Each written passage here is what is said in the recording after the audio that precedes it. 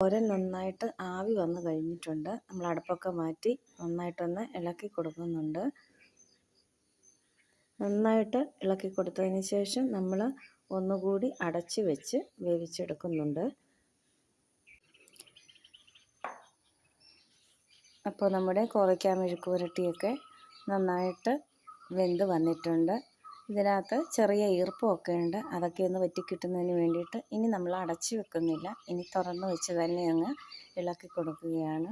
അപ്പോൾ ഇനി ഏത് മെഴുക്ക് പുരട്ടി ഉണ്ടാക്കുമ്പോഴും ഈ രീതിയിലൊന്ന് മെഴുക്ക് പുരട്ടി ഉണ്ടാക്കി നോക്കണം. എല്ലാവർക്കും തീർച്ചയായും ഇഷ്ടപ്പെടും. വളരെ ടേസ്റ്റിയാണ്. അപ്പോൾ നമ്മുടെ മെഴുക്ക് പുരട്ടി റെഡി ആയിട്ടുണ്ട്. എല്ലാവരും ഇങ്ങനെ ഉണ്ടാക്കി നോക്കണം. ഇഷ്ടപ്പെട്ടെങ്കിൽ ലൈക്ക് ചെയ്യുക, ഷെയർ ചെയ്യുക, കമൻറ്റ് ചെയ്യുക, സബ്സ്ക്രൈബ് ചെയ്യുക. അപ്പോൾ അടുത്ത നല്ലൊരു വീഡിയോയുമായിട്ട് വീണ്ടും കാണാം. അതുവരേക്കും താങ്ക് യു.